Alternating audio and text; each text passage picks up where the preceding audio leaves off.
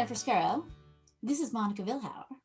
We are going to talk about philosophy and how it's connected to everyday life. Um, this is pure experiment where we have been friends for a long time. Should we go for the way back? Like we're We were both classmates. we're new school, the new school alum from the philosophy graduate department, successfully completing our doctorate degrees. Dr. Vilhauer, Dr. Scuro. thank you.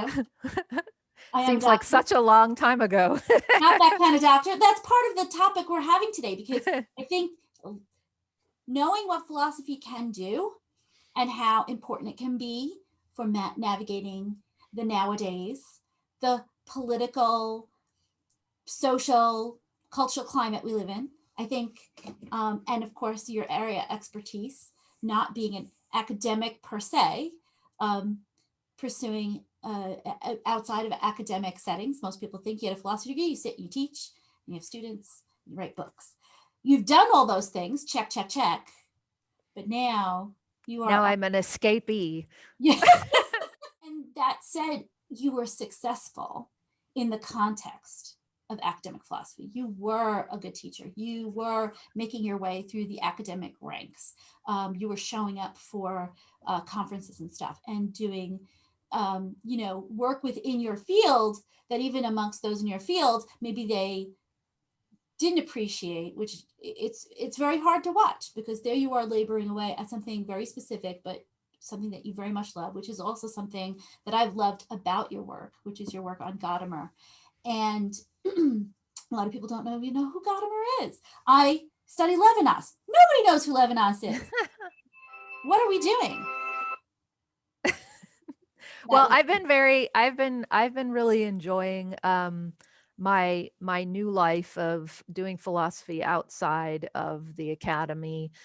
Yes, I did academic philosophy for a long time. I did all the things you do, like write a book and teach lots of classes and be on thousands of committees and go to all the conferences and present papers and things like that.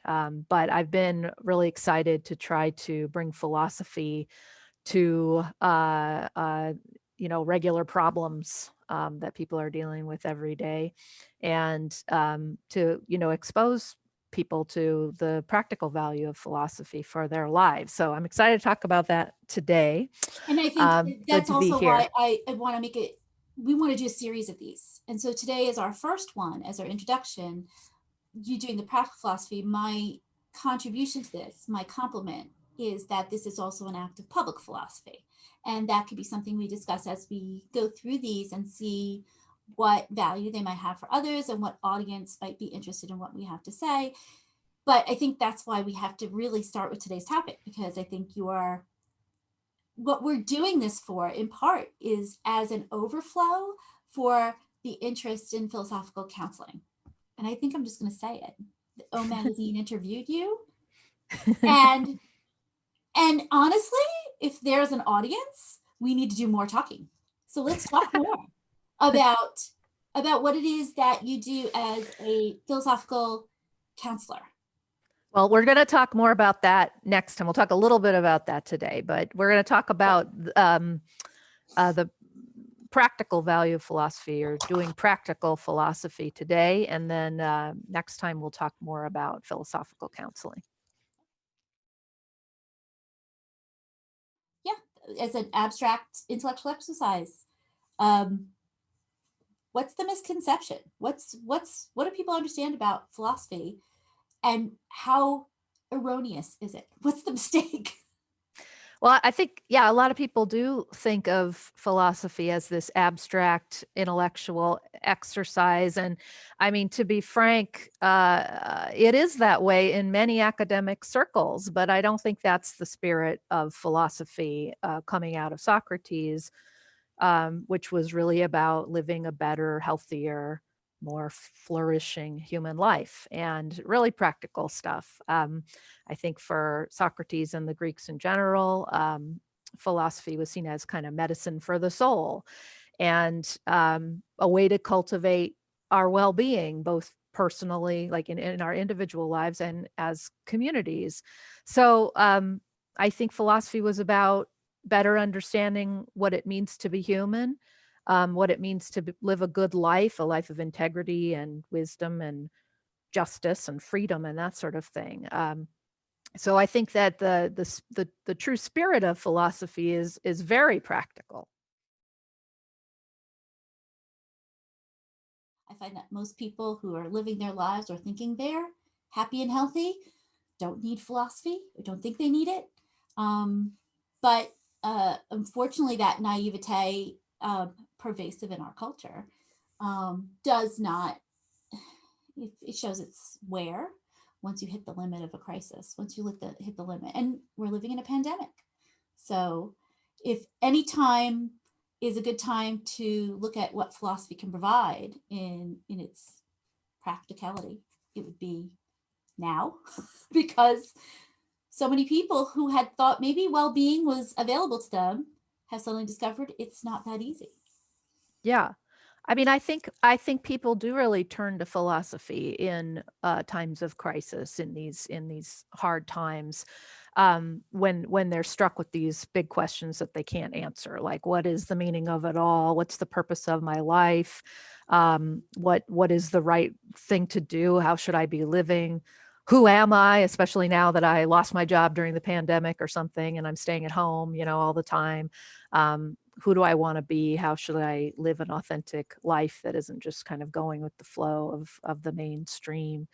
How do we fight all this injustice in the world and Yeah. still survive it? All these kinds of questions are very much the domain of philosophy. And this is where philosophy is about real life. I've found that, I'm an artist, and I find that I get great resource out of that when I am struggling. And I find that humor is a great resource when you're struggling. But Absolutely. sometimes art doesn't do it. And humor, some things are just not funny and they're still a problem. So, how do you get philosophy to provide that salve, that gap, where other ways to deal with, real life issues and real life struggles doesn't work? How does philosophy do something that really is quite satisfying in helping one navigate real life issues? Yeah, well, I think there's kind of this notion that philosophy is just about thinking hard and doesn't connect to how we feel or how we're experiencing in the world. And I think that it's true that philosophy focuses a lot on thinking, but I think that's because thinking affects how we feel and how we choose and act and create and relate with others so much. So like a change in our thinking, a shift in our thinking can have these changes on our life as a whole that really kind of rock our world. And sometimes I like to give this example. Just think of the differences in the way you feel when you imagine that the world is a place of abundance versus a place of scarcity. Think of how you feel different in your emotions and your body when you're thinking those two different things. And then how does it change what you desire, what you seek, how you treat others? Are they now competition for the scarce resources, or are they ones you can share the world with? What do you start to fear if the world is a place of scarcity? So I think that shifts in thinking can really change our whole experience. And so when we're dealing with hard times, part of what we need is to diversify our thinking, because we get locked into these habits, kind of like these trenches in our thinking. Yeah. And on that point too, when you think about, that was, I guess that was one of the characteristics of Socrates, was he had a certain kind of poverty in terms of social or economic capital in his society, but this kind of intellectual bounty, right? This always being and the kind of in the Greek sense of erotic adventures, what Audre Lorde gets from the concept of eros in the Greek literature is there is this kind of really seductive aesthetic to being able to be liberated by ideas, to be free of kind of the binds of economic, social inequities. It is also about ideas that can be moved for others. It's not just about the individual adventure. It's about these kinds of changes in the climate that you live in, where there is scarcity. And very often in our society, artificial scarcity. Things are made to be scarce so that we panic, so that we go into these modes of survival. And philosophy withers in that climate. And I think philosophy, when one is given that toolkit, can be resistance, can be the way out, as you said, the great escape.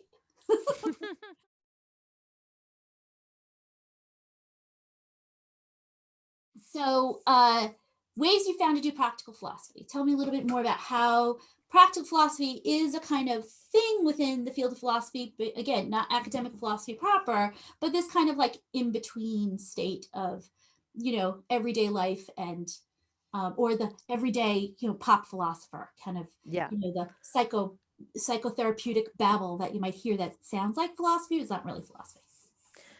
Yeah, when I say like I kind of move beyond academic philosophy and into practical philosophy, I don't mean that now I'm writing papers about Kant instead of whatever I was writing For papers about those of before. you not inducted, Kant wrote the second critique was on practical philosophy. Not And saying.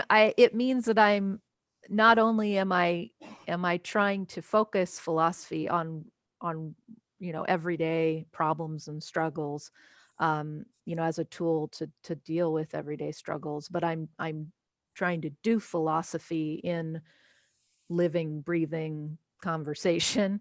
So some things that I've been doing. So a few years ago, I started founded this small business, Curious Soul Philosophy, and we do a couple of things regularly there. One is workshops for adults where we I pick topics that really are have to do with big existential crises or ethical crises that we all seem to grapple with, or timely political problems that we're entrenched in. And the workshops are really about accessible language, maximum participation in the discussion, being able to draw on personal experience.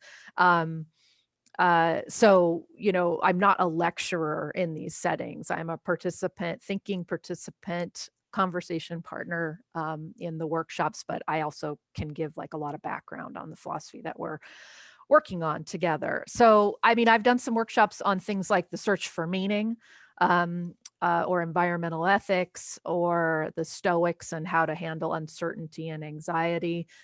Good topic for the pandemic right now. At the moment, we're in a workshop about anger and forgiveness, and we're using parts of Martha Nussbaum's book by the same topic, and this speech by Audre Lorde on uses of anger. And we're trying to think about how to in this atmosphere of massive public expressions of anger right now in the world, we're thinking about how to move toward collaborative problem solving so that we could make the world better, or we could try to find a way to communicate.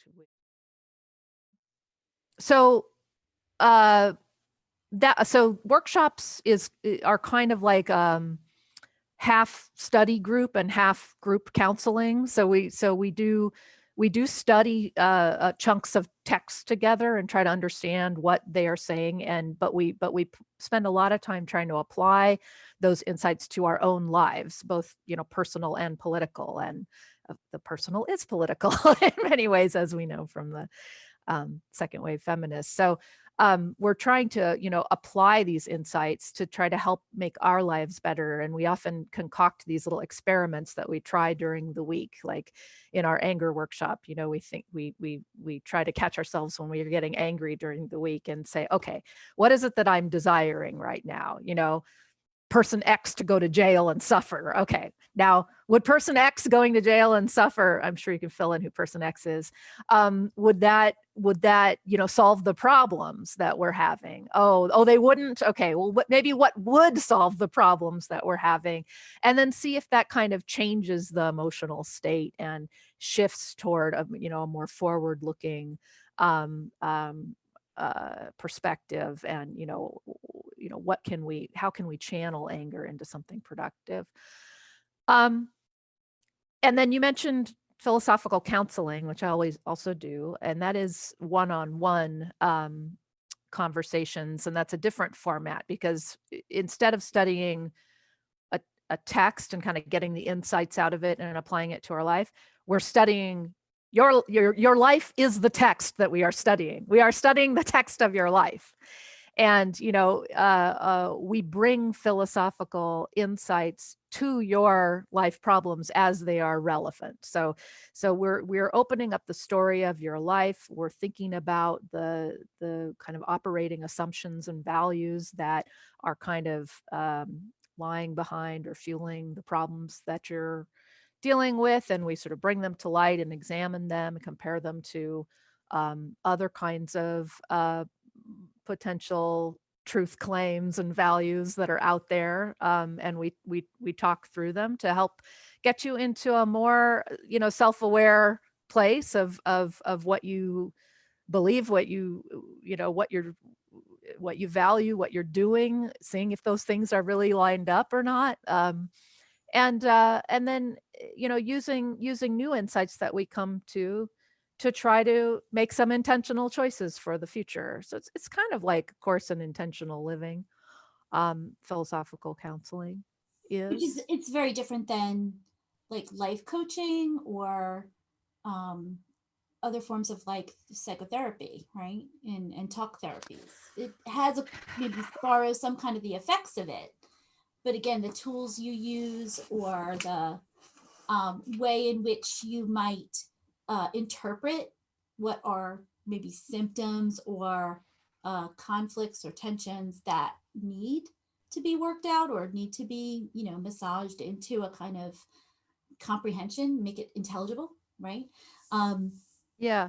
I don't know how many people walk around thinking of their life as a text. I know there's a lot of internal narrative that people might have about themselves, their self perceptions, and again, bringing that into a dialogue, I think is a really interesting exercise that doesn't have a lot of mainstream understanding of how to do that. Like that you would need a guide. You would need to do it in maybe different ways and different settings, which is why I like what you do at Curious Owl, because it's got this complement of both being a workshop and then having these opportunities to do these kinds of one-to-ones where people can do that kind of thing. And I do stuff like that less obviously formally. I don't have that formal training, but often I've had conversations with friends of mine when it isn't a formal exercise, um, but just, a really loving, caring conversation.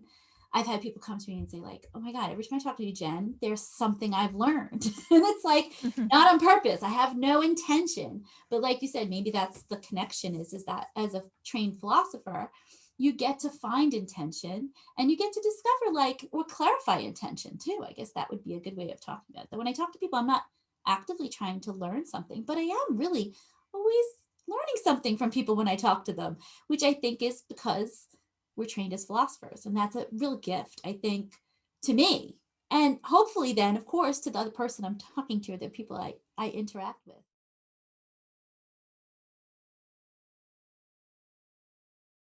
That we were going to talk about was the goal, and I'm kind of flirting with this question now. What would be the goal? Because we have at least a pop culture and popular understanding of the goals of therapy or even the goals of life coaching. But what would be the goals of a kind of having access to practical philosophy or exercising practical philosophy in these very settings, the workshops and the one-to-ones? Yeah. I think that, one way to think about the goal of practical philosophy, which would also be the goal in philosophical counseling, one way to think about it is, well, I'm working on this deeper understanding of myself and my world and my problems, both personal and political, and that's putting me in a more empowered position to deal with and cope with the problems. And in the meantime, I'm sort of developing some basic principles of a life philosophy for myself. That's kind of a guiding light in ethical dilemmas, or when I'm not sure which way to go, if I have some priorities that some kind of philosophies of life that I've worked out for myself that can help in those situations. Another way to think about the goal is, I'm trying to bring about for myself a meaningful life, a life of integrity, empowerment, authenticity. And I think probably for a philosopher, those items, integrity, empowerment, authenticity, are closer to what happiness is about than like feeling better or something. I think I'm very reluctant to say philosophy is going to make you feel better. You're going to, feel at ease, and you're going to feel good inside, and it's going to be lots of pleasure, And we can talk a little bit better. And that's why I mentioned at the top of this, is like the idea that art or humor, that catharsis is a very different state than something like feeling good. Like, we live in a society that's full of pleasure opportunities, like at every turn, right? Yeah. Creature comforts are available to us in a way that I think is unprecedented. A philosophy session is not like a spa day. It can feel like it when you know what it looks like. Again, no, I'm all for spa days. I'm just saying, a philosophy session, you'll need to spend separate time at the spa. The philosophy day is not massage. The same. There's a certain kind of intellectual massage work that you can do when you need to be delicate, especially because I think a lot of times when we put energy into being intellectual, in asking difficult questions or spending time contemplating something and not making a quick decision, or being of two minds, that's the one I struggle with the most. Is I've always had this ambivalence about lots of things. I wrote the pregnancy book, Pregnancy Does Not Equal Childbearing Project.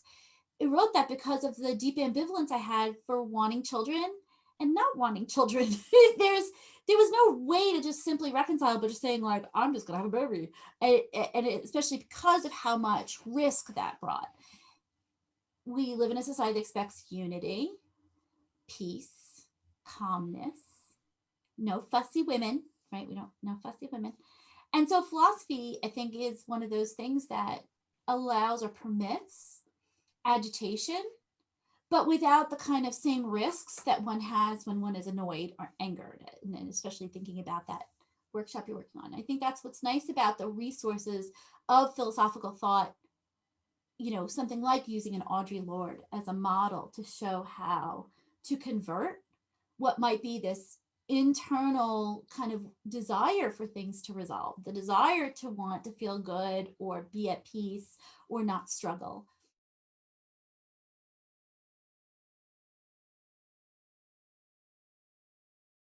The false claims of unity or unifying or wanting to be unified, they create false narratives if we're not careful.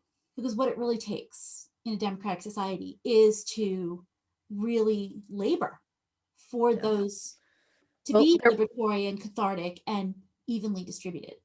There, in order to have unity, we will have to find a way to reconstruct public trust, and that will need to be trust in common truths and common values.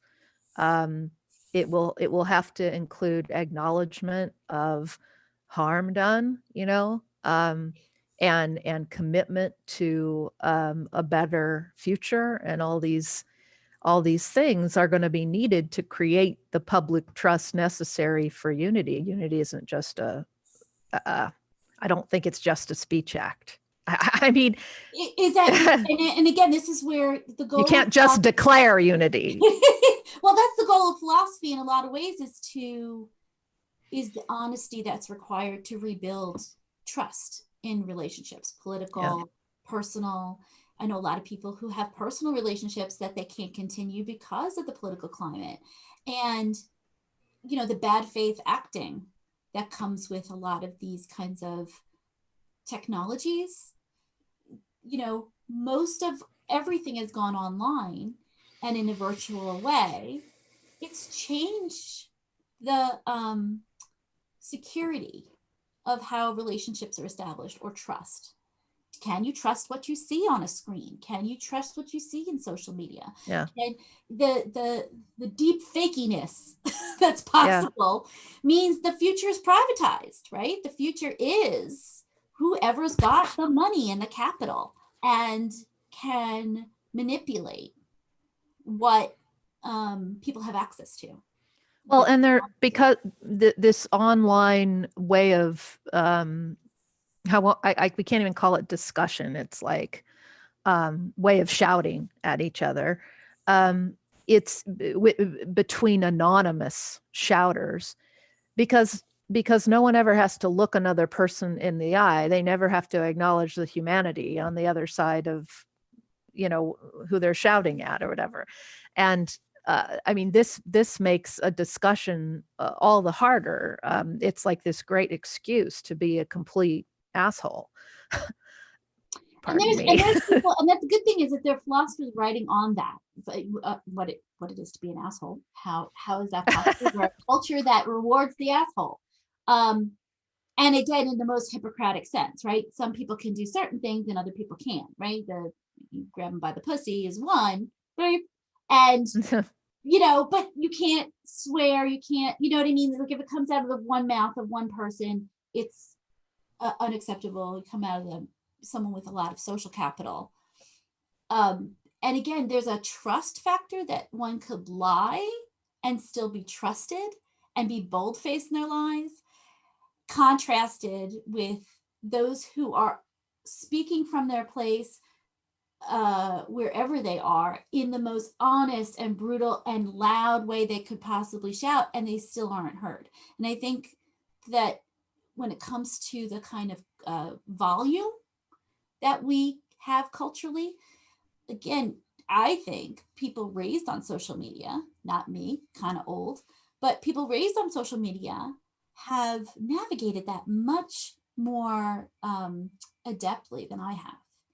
And I think adapting to the climate has a lot of philosophical labor to it, to know how to get through what seems to be a constant shout.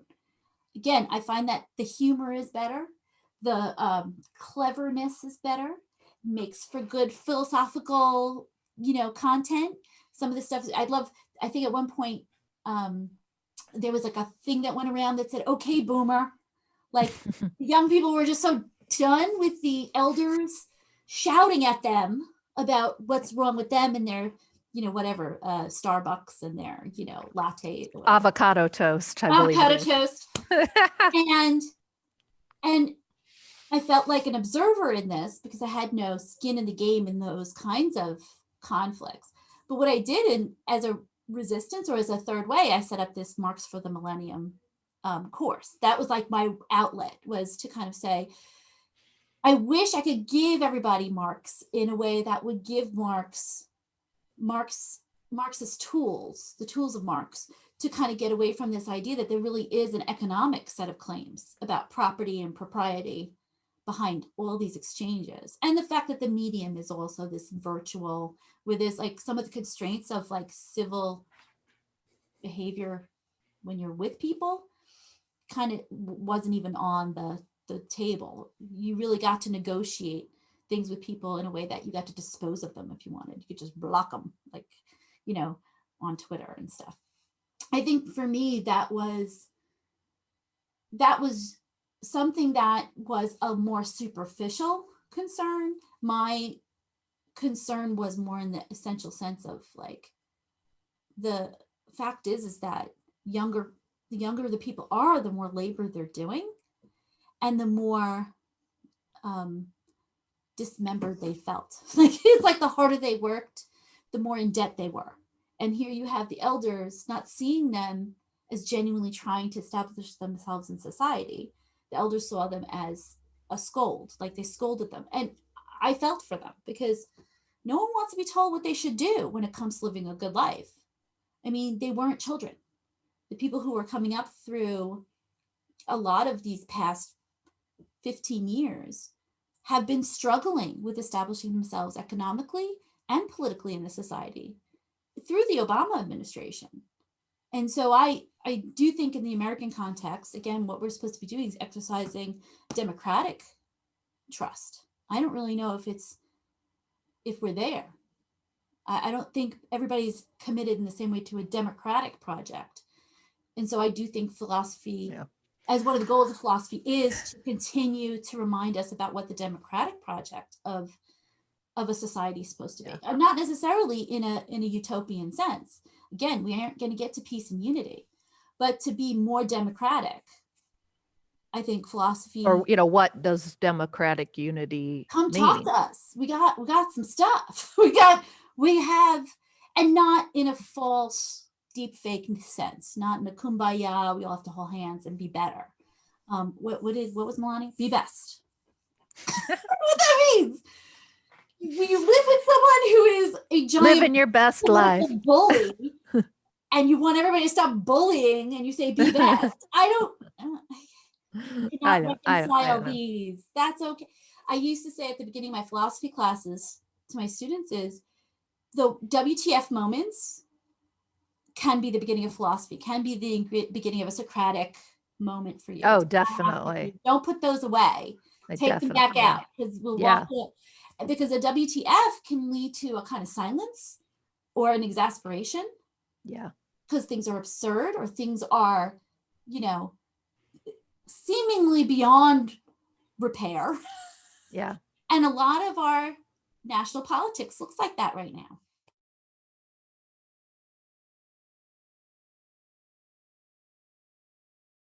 I wasn't sure I was going to talk about this because it's actually a really personally, but it was a very personal thing that I did that was very fulfilling.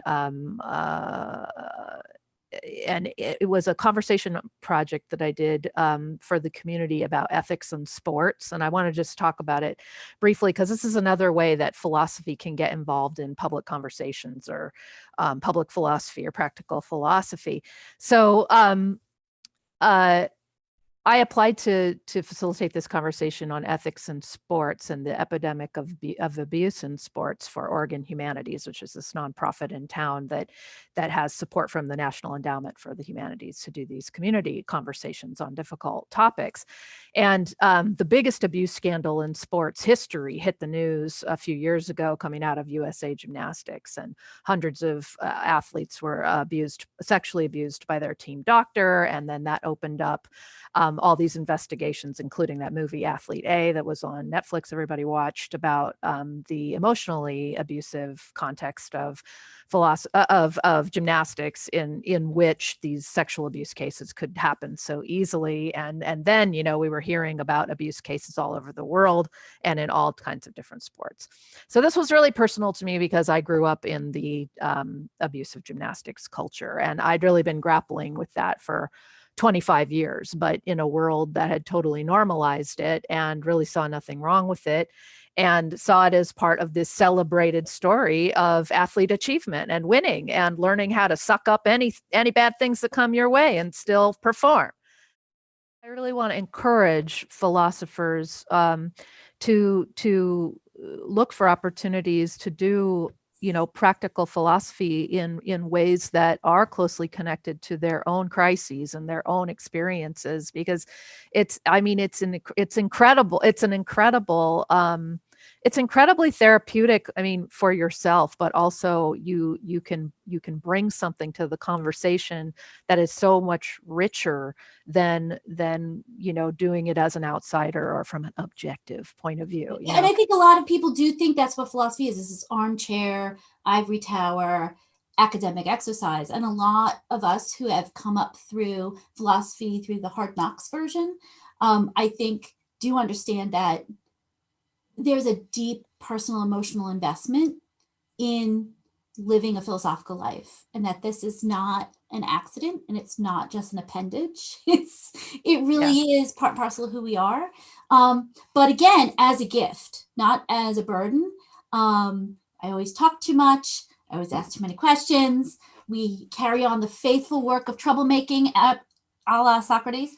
But in that sense of building towards something improved because of the carry of like truth, of substance, and not participating any further in things that are antithetical to that, philosophical life, that when we want to just shut the lights off and wait it out. we don't take shelter easily. And I think that's also why I absolutely adore you, my friend, because you are open and honest with the things that I think so many people would have good reason to take shelter, avoid, and withdraw. But you keep on keeping on.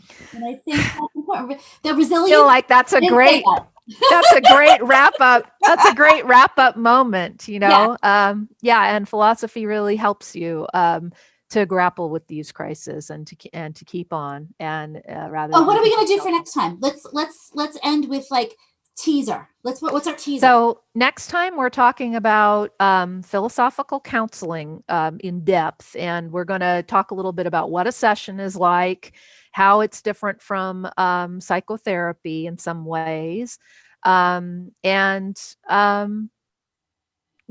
kinds of problems out there. I think people wanting to be trained and wanting to create a little bit more of a professional community of philosophical counselors. I think that would be so wonderful. Yeah.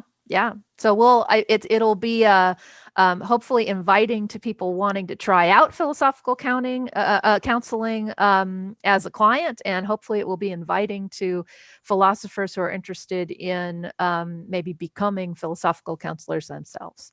Apprenticing. Yes. Sounds good. Something else in the gig economy. I think there's again, hopefully an audience for this. Yes. All right. So until next time. Great to see you, Jen. Take care. I'll talk to you later. Okay, bye. My book, The Pregnancy Does Not Equal Childbearing Project, is with Rowman and Littlefield International, 2017. Monica's book, Gadamer's Ethics of Play, is Lexington Books from 2010. Please check out the current issue, spring 2021, of Oprah Magazine, Monica's interview with Jennifer King Lindley on her work in philosophical counseling. For more information on our work, see CuriousSoulPhilosophy.com and Jennifer Scuro PhDs.squarespace.com. Thank you so much for watching.